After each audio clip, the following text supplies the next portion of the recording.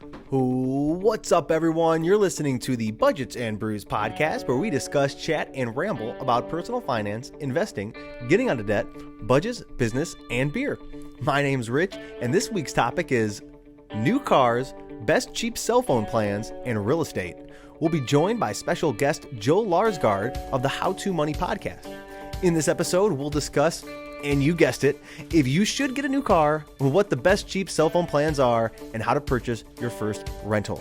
Just a reminder, we now air our episodes on YouTube if you rather watch, so stay tuned.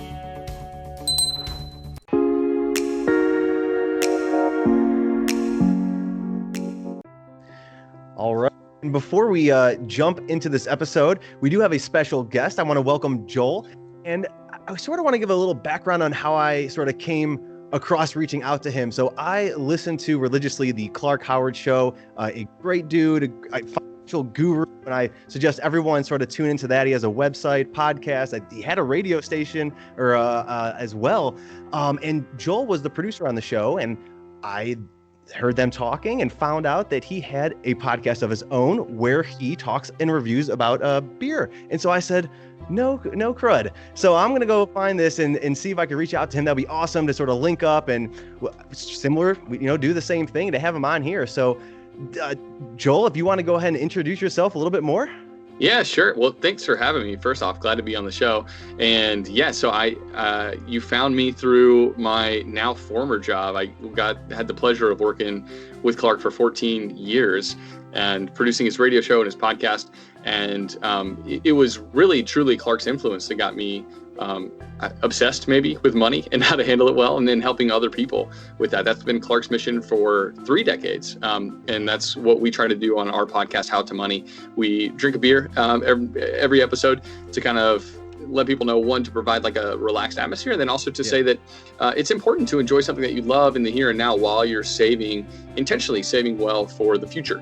And I think sometimes when we talk about personal finance, it can be deprivation, and that turns people off. And so we want to provide a sense of how to handle your money in a way that makes sense and that's sustainable. Right. So yeah, that's what we do on our show, our podcast, How to Money, and on our website and the articles that we write at howtomoney.com. Yeah, and that's exactly sort of when I started to develop and craft this. I was like, I want to provide a non-intimidating environment for people to tune into to learn some of that advice, because a lot of times it can feel intimidating, especially with the language and lingo that's out there. And I want to sort of squash that. And so that's why I was like, Budgets and Brews, grab a beer, sit down and listen to some finance. So awesome. Well, thank you again for being on the show. And we're going to go ahead and dive into, we have 3 topics we're going to talk about. The first 2 are going to be linked in the show notes, and they're actually on your website and they're your articles. So it was very intriguing to me. It said, when buying a car makes sense. And I want to talk about that. And especially because, real quick, a brief story, I just recently purchased a new car. And so I want to make sure, do I fit your mold? Do I fit your theory about that? So I came across, it was a 2020 and it was 0% down financing, 0% finance rate. And it was for the life of the car. And so I was like, that makes sense for me to go ahead and do that. And that way I could sort of leverage that money and just really, I think it's 62 payments, milk those out and use the rest of that, the big chunk where I could have also in the situation to pay cash for the car, could have done that. But for me, I think I was like, it was a better idea for me to just do 0% financing for the life of it and then have that money that I could have put down work for me. That was sort of my theory about that. So definitely want to talk about that for you, but also many people out there are wondering the same situation. Maybe their car's slowly breaking down, or it's getting high up there in miles, different safety features. They had like an older one. So when is that tipping point where someone might say, okay, I'm going to just buy that car, or should they not, depending on their situation? And I was hoping you could help explain that for some of our listeners. Yeah, well, the fact that you said that you had the cash that you could have paid for it is a big deal. And the fact that the reason that you took out a loan was specifically because there was a 0% financing offer. And I think that if you do have the cash to pay for a new vehicle, and that's something that you value, I think that's a situation in which it's okay to buy a new car. You have to also know what you're getting into, and that has to be a priority. And that's one of the things that we all have to think about when it comes to money. Like, is this going to be one of my main priorities, or am I looking to maybe save my money for more freedom to be able to start my own business?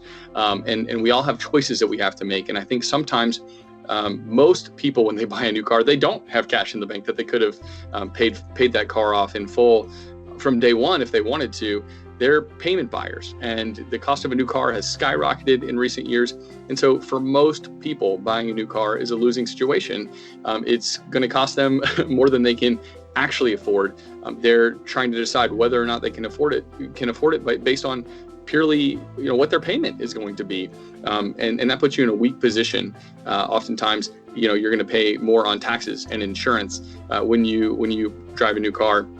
And I think oftentimes people overestimate how much it actually costs to repair their vehicle. They're like, it's getting old, it's getting long in the tooth. It just passed 100,000 miles. And guess what? If your car only has 100,000 miles on it, that car still has a lot of room left to run, right? It's got a lot of years left on it.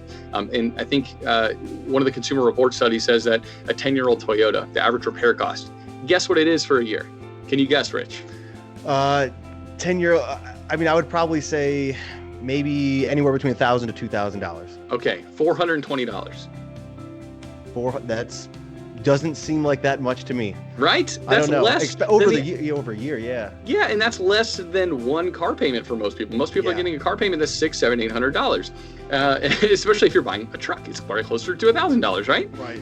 So when you talk about literally, if you're driving an old Camry or Corolla that is 10 years old, you're going to spend $420 on average for repairs. And so that's one thing that I think people overinflate in their mind as like, man, it's this huge cost I'm going to incur by driving this old car. That's just not the case when you break down the numbers typically. Yeah.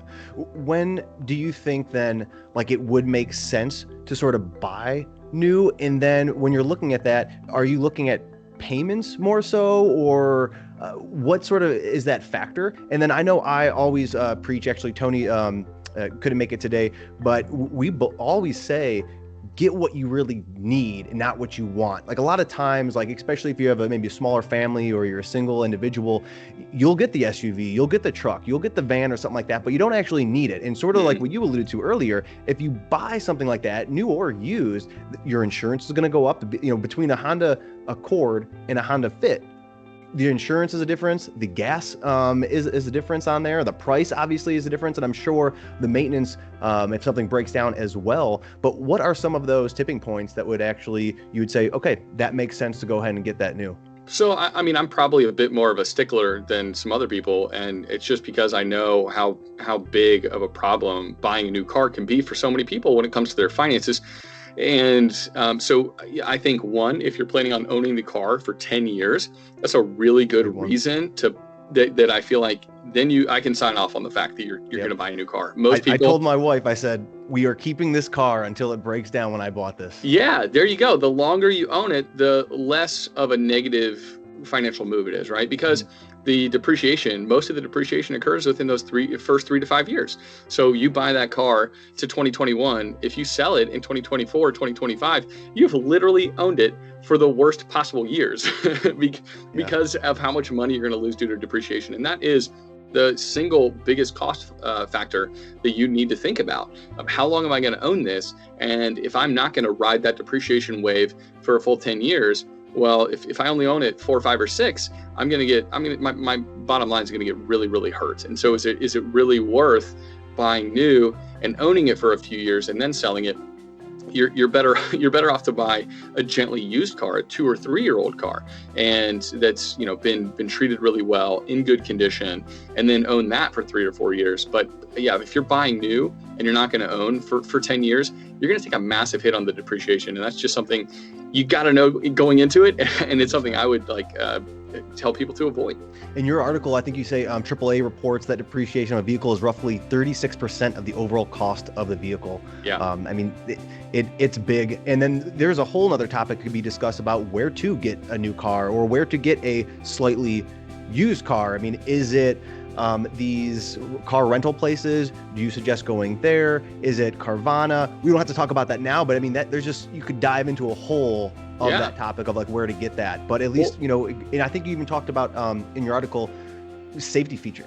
So that Yeah. could be a really big concern that could tip someone there. If you're driving a car that's a 90 or 91, and maybe you have a bigger family now and it's a little older, even if it's still young on miles. Like I've seen a car, it was the other day, I was looking at it. It was an 2011, but it had 40 something thousand miles. That's still young life. But if you have one of those and you have a family now, you may want to sort of go for some of those better safety features if your financial situation allows it.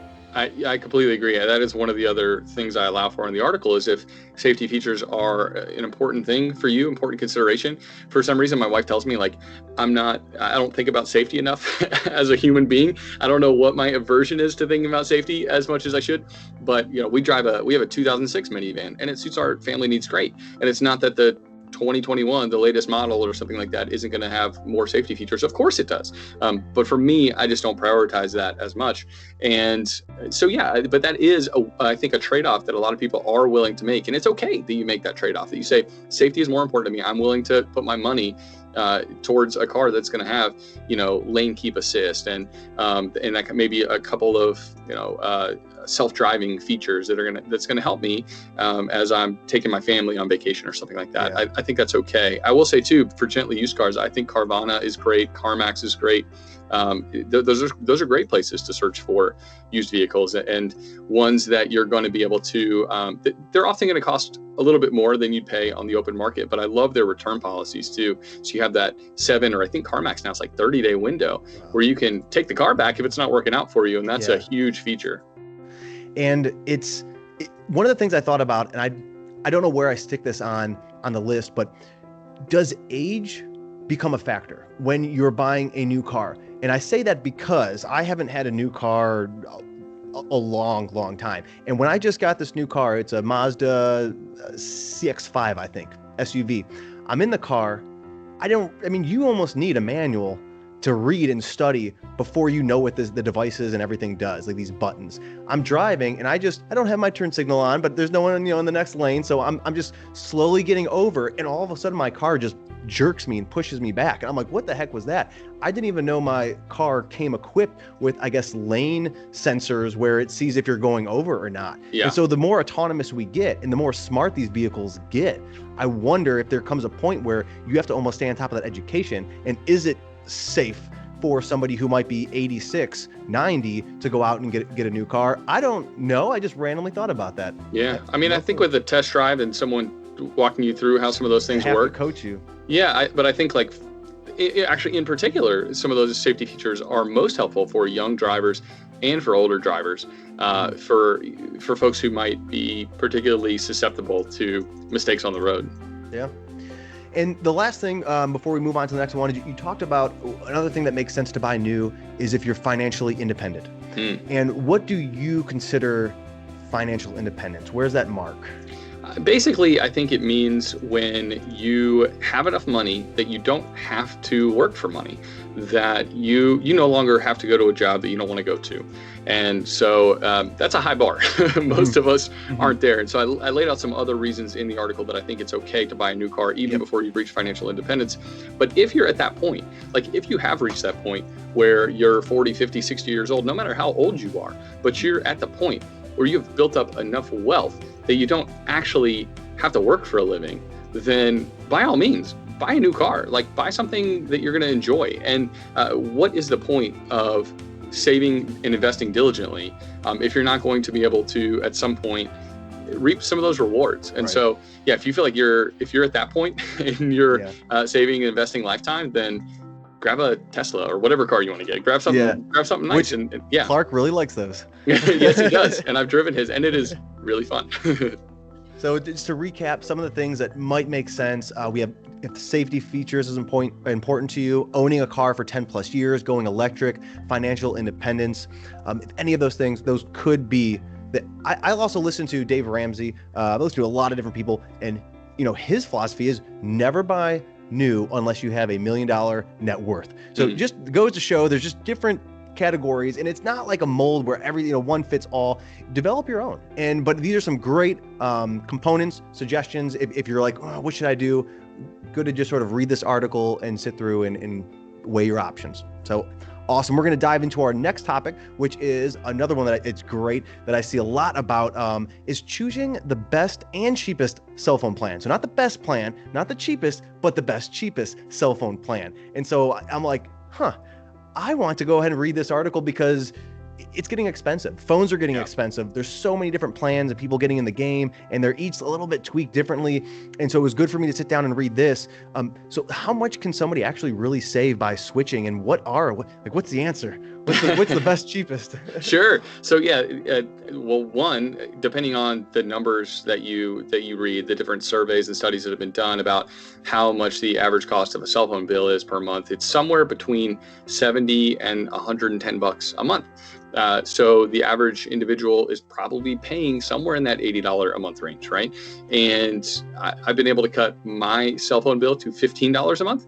So that's a big difference, right? That's a really, really big difference. Yes. And the thing is, I think oftentimes, again, people associate like lower price with lower quality. Right. And that's not always the case either, right? Sometimes that can be the case. that is certainly the case in many scenarios in life, but it's not the case in all scenarios. And it's definitely not the case when it comes to finding a lower cost cell phone provider. So there are a couple of the ones I would recommend people to look into are Mint Mobile and Visible. And Visible essentially has these like party plans where you get your own bill, but you share this family plan with other people that you don't even know, or it can be people that you know too if you want it. Yeah. But you can get the cost down to $25 a month for unlimited everything with Visible. And that's on Verizon's network. So it's not like you're slumming it with some sort of like third-rate network that's not actually going to work out for you effectively, or you're going to get a drop call even in the middle of the city because that's just how bad it is. Yeah. No, it's on like a incredibly reputable network of cell phone towers. So Visible is a great one. Mint's another one. They're on T-Mobile. So again, they're on one of the nation's biggest cell phone providers. And Mint has done an incredible job at lowering the price. I think even last month, they upped the amount of data. You don't have to pay any more, but everybody got 1 gig more of data on their plans. So Mint is all about like returning the money that they back towards their customers. They're a great example of a company that's serving customers well, offering them incredible plans at just incredibly low prices. So if you haven't shopped your cell phone bill in the last 2 to 3 years, chances are you are paying maybe $80 a month too much. And even if you have shopped in the past 2 to 3 years, you might still be paying $30 or $40 a month too much. And that could be somewhere between $500 and $1,000 a year, which is like nothing to sneeze at. Right. With these plans, can you bring your own phone? I know that's a big expense now, is the phone. Before they would be like, come to switch over, we'll give you a free phone. Maybe even some still do, but there was always like a free version you can get. And now I feel like it's all leased or, pay to own, and you stretch it over the payments. So it could put a damper on someone who maybe still owes 2 more years or another year on their phone. How can someone switch over? And then can you just bring any phone over? Or do you have to go specifically with like Mint, or it was Visible? Yeah. No, so typically you can bring any phone you want, and they send you the SIM card and you pop it in and you're good to go. You're transferred over. The phone that I have is like a $350 Google phone that I really like. It's been great.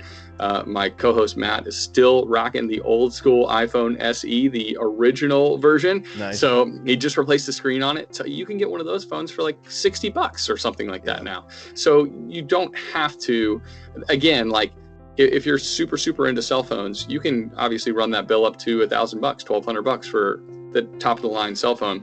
But there are really nice cell phones available for a whole lot less than that. And so that's one of those things where if you buy your own phone, we're no longer kind of doing that subsidized cell phone model and that was around 10 years ago. Now we're on this like pay the actual, but ultimately that's how we're going to have more savings because of that. The way we've untethered cell phones from plans, buy your own cell phone, get something inexpensive that's solidly reviewed, and then get the cheapest plan you can that serves your needs. Another way you can save more on your cell phone plan is to you don't need an unlimited data plan. Most people just assume like, well, why wouldn't I get the unlimited? It's only 10 or 15 or $20 more. But that adds up over time. And when you actually look at your usage, most people are going to work, most people use 2 gigs or maybe 3 gigs of data in a month. I think the Mint Mobile plan, the $15, I forget if it's 3 gigs or 4 gigs now, but that will service most people. But yet a lot of people are going to choose to go with the $35 a month unlimited plan. And you're just throwing away $20 a month every month. And another thing I love what Mint's customer service, they're actually sending you an email and notifying you. And they're saying, hey, you might actually be better off on one of our cheaper plans. And how cool is that your cell phone company's actually like looking out for you and not just trying to siphon as much money out of you as they can. Right. And I think the whole unlimited thing was really good before Wi-Fi became everywhere. But now with Wi-Fi in your home and at McDonald's and at your work, how often are people actually not using that? Right. You know, and so I think that's valuable. And the other thing too is if people are looking up these, would you go to like Verizon's website to find this, or like how would you sort of find that? So you got to go to Visible. I believe it's visiblemobile.com or it's visible.com. Let's see, I'll look now. And then mintmobile.com. Yeah, just go to visible.com or mintmobile.com. Look into it. I mean, we've had like no complaints from our listeners who have switched over to either of those. There are other providers out there too that offer low cost cell service. So you certainly don't have to go with one of those two. Right. I've just found that as I've in my research that those two have gotten consistently the best reviews with just incredibly low prices, and people have been like super, super happy with them. Perfect. And then with phones, I'm similar. I try to find something that maybe it's actually used. I go to like eBay, or I'll go to Craigslist or Facebook Marketplace. I'll do the review to try to figure out what specs I need, what phone's for me.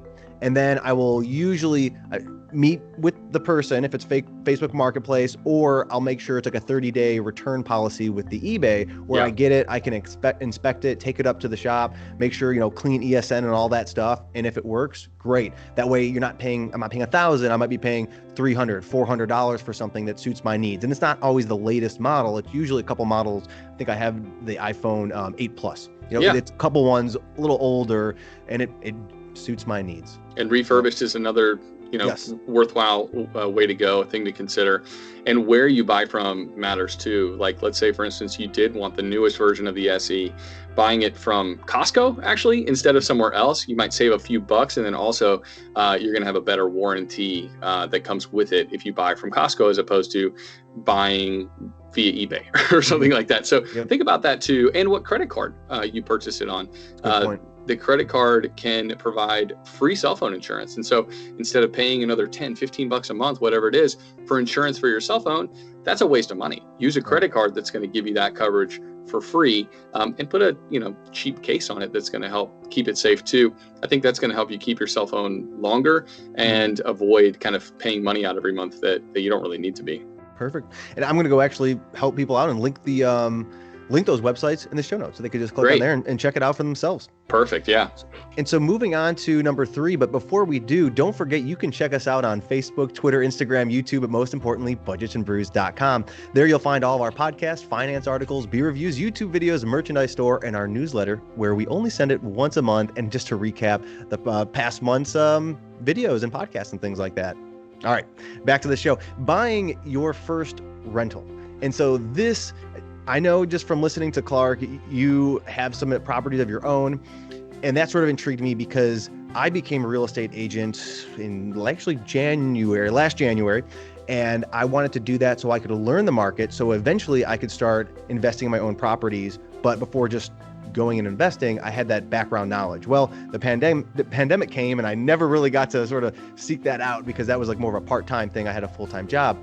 But while I was doing that, I was starting to look into it a little bit, and then, like I said, it fizzled down. But I just feel like it was tough for me because I was like, I just don't know what the right move is, and like, how do I run the numbers on stuff? Where do I begin? How do I know if it's a right deal, and how do I collect rent? What, from your experience, and maybe you could share a little bit, maybe your first deal or how many properties you own, for a novice or someone just beginning to look into that, what recommendations or advice or suggestions you might have? Yeah, there's a ton of different ways you can go to get started, right? And so I have 3 single-family homes and a duplex that I rent out, and I would say a couple of ways that you can get started is, one, to buy a single-family home, live in it for a couple of years, and then rent that one out. and move somewhere else in the neighborhood. And that's how I got started, is just living in the home first. I kind of got to know the quirks, kind of got it situated the way I wanted to, and then I rented it out. And I'm very familiar with that home and the problems that it has. I know kind of what work it needs, and that helped me kind of just get started in real estate in general, living in the place. And then another thing. Did you have like intentions to do that, or did you move into a home and then while you were there, you're like, I could rent this out? And it was the latter. Yeah, I didn't know that that's what I was going to do. And then I kind of got bit by the idea of buying more real estate.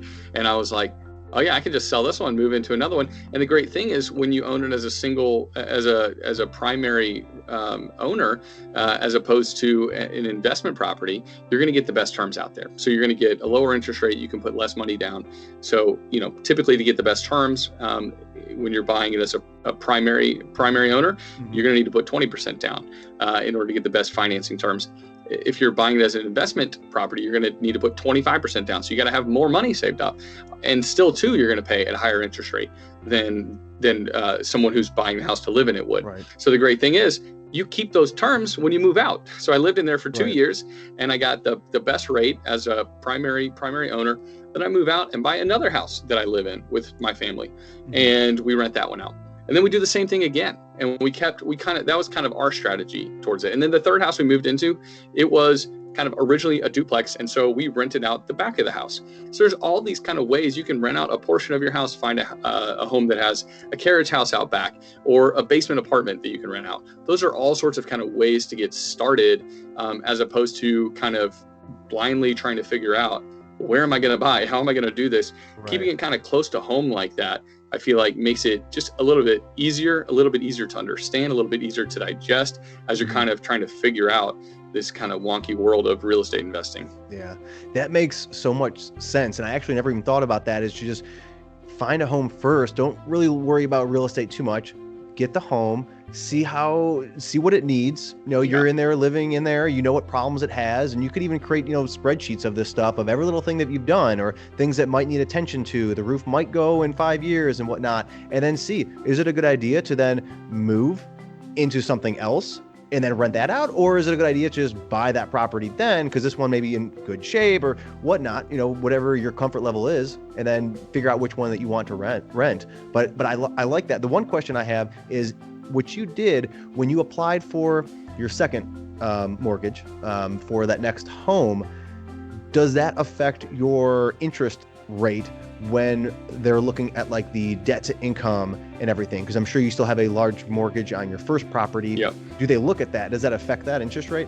It does. And the great thing is, though, if you have a signed lease, they're able to take that into consideration. Okay. So yeah, if you can figure out a way to have that rented out when you're applying to buy this next house, they will factor that into your debt to income ratio. And so you're going to want to show, that you're making money on the rental property, right. Or have such a good income and so few other debts that your debt to income ratio is already in excellent condition. Right. But yeah, it definitely comes into play, and you're going to want to make sure that you're buttoned up on your DTI. Yeah, that's awesome. And when you are looking for a property, the first one that was your own home, but the second one, how does someone run numbers? How do they know if it's a good investment property to purchase? Sure. So there's a kind of a back of the envelope rule of thumb that I think is one of the best places to start, the 1% rule. So if you're buying a house that is $150,000, you're going to ideally want to be able to get $1,500 a month in rent. And I think that is just a great first place to start to kind of assess whether this home is a good deal or not. Granted, in San Francisco, that rule, not possible. New York City, not possible. In other parts of the country, let's say you're in Montgomery, Alabama, you're probably going to do better than that. And so it's certainly not like this hard and fast rule, because things vary via location. And if you're, it's harder to invest if you're in a much higher cost place where housing's just skyrocketed, right? And so a lot of those investors are hoping more for appreciation through the years. Gotcha. While they're hoping to cover some of the costs. But I think that 1% rule for a good majority of the country is at least a good place to start. And then I think another thing really is honing in on a neighborhood or two or three. and really knowing that neighborhood thoroughly, seeing the listings that pop up every day for months on end. And so I just knew when a deal would pop up, like, oh, that's good. Like I'm saving 10% on what that property should cost $15,000 more. So I need to make an offer. I need to jump on that. And if you're not in it down to that nitty gritty level where you're dissecting the for sale prices on a daily basis for a month on end, you're not going to know when it's a deal. You're going to be hoping that it's a deal. Yeah. And so I think, you have to kind of pick your neighborhoods. Hey, what do I think is a good neighborhood where I'm going to attract good tenants and where I feel like there's upside for this neighborhood for years to come too. I think it's important to think about those things, right? Location, it matters a great deal. And then, you just have to become intimately familiar with what things sell for so that you can know when the deal pops up and pounce. And the last question I have on this topic, have you bought anything that's for sale by owner? Do you use a real estate? Do you avoid something like that? No, I would totally be down to buy something for sale by owner, and I have not. There aren't many people that do that these days, although I think the interesting thing is if you're willing to think outside the box, that's actually how you often get the undervalued deals, right? That's how you essentially buy a property that is worth more than you bought it for from day one, is buying something that maybe was for sale by owner, or buying something where the pictures were really rough. And most people, they're like, what's up with that? The dingy pictures, that looks terrible. I'm not even going to go check that out. But the thing is, the person who does go check that out is the person who's going to get a deal. They're the person, because they're the only person who's interested. And especially right now, I just saw a stat, like 2 out of 3 people are making an offer on a house without even having seen it in person. That's because of COVID, I think, in large part, right? Those numbers have like doubled in the past couple of years. But that is a sure sign that there is a place for you to find value. And it is by going to the listing and checking out the house when the pictures were poor, when there was no video, or it was awful video. And there's a place for you to find value there and make some money. So make sure you're not just looking for the house with the cutest pics and the most updated. Another stat said that like 7 in 10 home buyers, really what they want is a put together house, and they are willing to downsize in order to have a house that has been renovated, that's in great condition, that they can just move into worry-free. Well, that means you need to be one of the 3 out of 10 who doesn't want the house that's in perfect condition. You want the house to have some mistakes, some flaws, maybe some weird smells, something like that. That's how you're going to get the deal in real estate. The ugly aesthetics. Exactly. Like carpet, the old carpet, or different paint. You could do that easily. Right, exactly. And those are the kind of things where you got to, I think, again, too, if you're going to invest in real estate, you have to be willing to put in, do some elbow grease. Like you're going to have to be willing to do some DIY stuff. And I think, maybe you don't have to be like Chip and Joanna Gaines or something, like and redo a whole house or something, but you do have to be willing to paint. You do have to be willing to learn how to fix a leaky toilet. Those are the kind of things that are going to make it possible for you to actually make money in real estate. And if you're calling in the expensive plumber that advertises on the radio or TV every time you have a minor problem, you're going to be eaten into a lot of your profits. But I still think real estate is a great mode to build wealth for a lot of people. You have to be careful. You have to know what you're doing. You have to do your research. But I think it's overlooked oftentimes. And that's what I was going to plug in here too, is just make sure before we're talking about an idea about buying your first rental, but this should not be the only thing you listen to before you go do that. Read your books, YouTube, podcasts, talk to people. There are a lot of times there are meetups and organizations with real estate meetup groups where you can go to and just talk to people there. I did that when I was living in Cincinnati, and I went to a couple of them, and there's a lot of people who love to talk, especially about themselves. And so I just went there and I just listened, and how'd your first deal go? And they just went and told me, and they just kept on talking. So soak that information up there. And then even when it comes to repairs, I know you mentioned in one of your podcasts, but you go to YouTube how to fix a toilet before you end up maybe calling somebody, unless it's an emergency, right? Like if the water's just shooting out. But because toilets, I think I mentioned there's like literally 2 moving parts in a toilet, and it's either one that breaks is so incredibly simple to replace. Yet most people would call in a plumber, and then a plumber would say, we have to do a toilet rebuild. And then you're like, wait a second, that sounds like fancy. How much is that going to cost me? And it's going to cost you a lot. But really, in reality, it's going to take them 5 minutes and cost them very little. And I'm not saying that like I can do all plumbing jobs, and not saying that plumbers don't have their place. They do. But there are, in particular, the minor things you should be willing to give it a go. And YouTube is, a very good place for you to turn for help. All right, and this last section has been a newly added one, and I did not prompt you with any of these questions, so they're going to sort of just be shooting from the hip on here. I call this section the Power Hour. It's 5 questions. Are you ready? I'm ready. All right, number 1, what is your favorite song? Oh, what's my favorite song? Oh, probably, oh man. These stump people the most. If you ask me like favorite artist, that'd be a little easier, but let's go with favorite artist. So Ryan Adams is probably my favorite artist of all time, and like he's kind of like an alt country guy, and so I've been listening to him for years, and he's like prolific. He puts one year he put out like 3 albums in a year. He's he's a great musician. I will have to check him out. Favorite movie? All right, so 25th Hour by Spike Lee. It's got Edward Norton, Philip Seymour Hoffman in it. Edward Norton. Dude, it's gritty, it's real, and it's redemptive. It's a very good movie. My favorite Edward Norton movie is Rounders. I don't know if you've ever seen it. Classic. Great movie. Of course, yes. Great movie. But okay, I'll have to check that one out. Favorite beer? That's like asking me which of my kids is my favorite. It's a very difficult one. So there's a local brewery near us called Wrecking Bar, and they have one called Siberius Maximus, and it's a Russian Imperial Stout that they put chili peppers in, so it has a little kick in the back of your throat. Okay. That's probably like a beer that I really look forward to whenever they put that out. Interesting. All right, best finance book or resource? Oh man, there's so many good ones. Yeah, it's so much of it depends on the individual and how they like to access information. We have gotten to talk to so many excellent finance nerds on our show.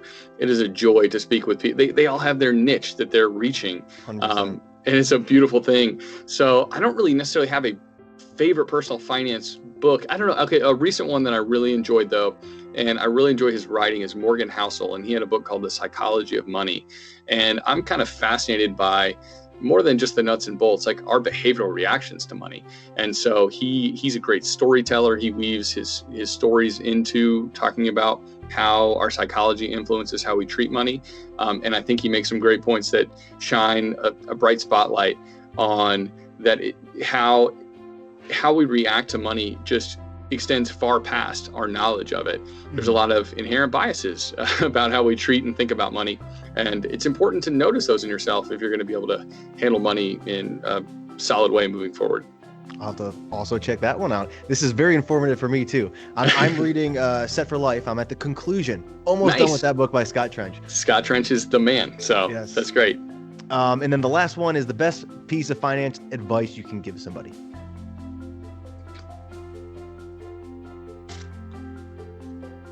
So I think it's really important to know what game you're playing, to know what your goals are. And I think right now we're at a moment in our society where it's really, really easy to look at what other people are trying to do and look at how other people are living and adjust our lives accordingly, assuming that that's how we're supposed to live life. Right. And I think if you know what game you're playing, it makes it much easier to say no to things that other people are saying yes to. And it's important to remember that many of those people are living life in a way that they're very stressed out. They don't actually have the money. They're putting it on a credit card, or they're going into debt in order to pay for something. And so while it looks like everybody might be doing something around you, and you're the only person not doing it, if you know what game you're playing, it makes it easier to say no to that and to continue living life on your terms. So yeah, I think my biggest piece of finance advice would be play the game that you're playing and know what game that is and have a resolution. And then also surround yourselves with people who are playing similar games. Because if you got a couple other friends, like I do my podcast with my best buddy, and we bounce stuff off each other all the time. And the fact that we're both kind of trying to do the same thing in a lot of ways is super helpful. I don't feel completely alone in my frugality. Right. Yeah. No, that's awesome. And you actually make me think of another book, is The Millionaire Next Door. That almost describes that. Is a lot of times you see people with the fancy cars, the nice homes, and they're not really financially free. It could be they're living that facade or keeping up with the Joneses, or they feel like obligated to live that life. And instead, worry about yours, find out what your goals are and things like that. So well said. Well, thank you, Joel, so much for just being on this podcast and sharing your wisdom with us. It was an honor to have you. Hey, thanks so much for having me. It was a blast. Not a problem. And that wraps up this week's finance episode, but join us next week for our bi-weekly beer review. If you enjoyed listening, we ask that you give it a thumbs up, subscribe, or follow. And please share this episode with friends and family if you found it beneficial. Also, don't forget to leave a review and a comment on what topics you want us to cover for the next upcoming weeks. That does it. See ya.